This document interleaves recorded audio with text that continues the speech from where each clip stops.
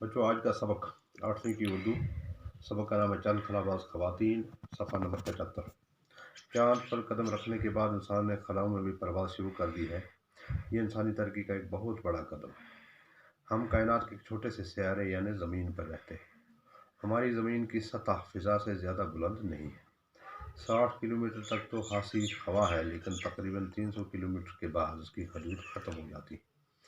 اس سے آگے ایک بے کنار اور سنسان کائنات ہے، جہاں آواز، ہوا، پانی، روشنی کچھ بھی نہیں۔ یہی خلا ہے۔ خلائی پرواز کی ابتدا روس نے کی تھی۔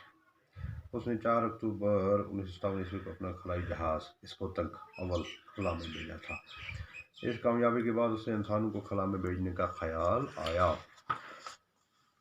چنانچہ روس نے اپنے دوسرے خلائی جہاز اسپوتنک دوم کے ذریعے لائکا نام کی ایک کتیا کو خلا میں بھیجا۔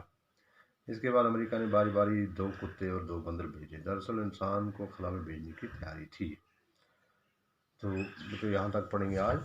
اس خلا میں بھیجنے کا مطلب خلا جو زمین اور آسمان کے درمیان ایسی جگہ ہے جہاں پہ نہ ہوا ہے، نہ پانی ہے، نہ روشنی ہے، نہ جہاں کوئی آبادی ہے، تو اس جگہ کو دیکھنے کا۔ تو اب اس میں کچھ اس طرح سے کہ کچھ خواتین یعنی عورتیں بھی خلا میں گئی ہیں، انہیں کے بارے میں سبق۔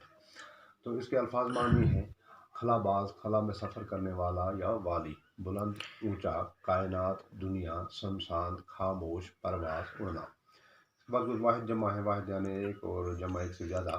خاتون، خواتین، حد، حدود، ذریعہ، ذرائع، قدم، اقدام۔ تو سوال نمبر 1 ہے خلا کسے کہتے ہیں؟ تو اس کا جواب ہے کائنات کا وہ حصہ جو سنسان اور بے کنار ہے، جہاں آواز، ہوا، پانی اور روشنی کچھ بھی نہیں ہے، خلا کہلاتا ہے۔